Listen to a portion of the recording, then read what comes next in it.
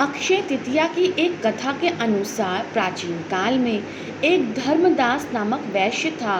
धर्मदास अपने परिवार के साथ एक छोटे से गांव में रहता था। वह बहुत ही गरीब था। वह हमेशा अपने परिवार के भरण पोषण के लिए चिंतित रहता था। उसके परिवार में कई सदस्य थे। धर्मदास बहुत धार्मिक प्रवृत्ति का व्यक्ति था। उसका सदाचार तथा देव एवं ब्राह्मणों के प्रति उसकी श्रद्धा अत्यधिक प्रसिद्ध थी।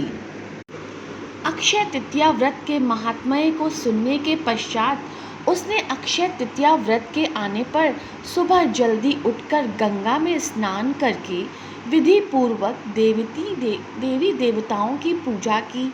व्रत के दिन सामर्थ्य अनुसार जल से भरे घड़े, पंखे, जौ, सत्तू, चावल, नमक, गेहूं, गुड़, घी, दही, सोना तथा वस्त्र आदि वस्तुएं भगवान के चरणों में रखकर ब्राह्मणों को अर्पित की।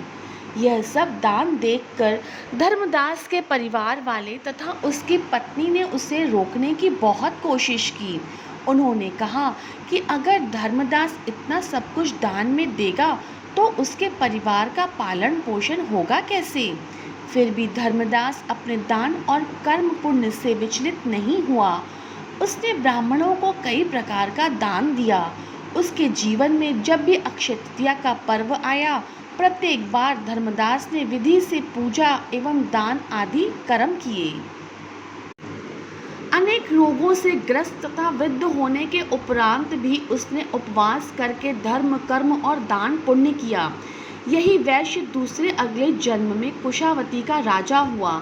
मान्यता है कि अक्षय तृतीया के दिन किए गए दान, पुण्य व पूजन के कारण वह अपने अगले जन्म में बहुत अधिक धनी एवं प्रतापी राजा बना।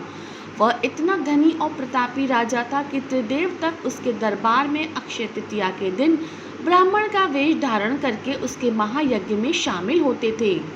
अपनी श्रद्धा और भक्ति का उसे कभी घमंड नहीं हुआ।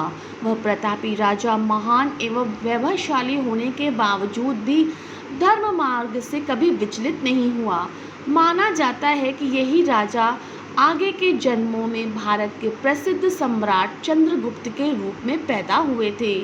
जैसे भगवान ने धर्मदास पर कृपा की, वैसे ही जो व्यक्ति इस अक्षय तृतीया की कथा का महत्व सुनता है और विधि विधान से पूजा एवं दान करता है, उसे अक्षय पुण्य फलों एवं यश की प्राप्ति होती है।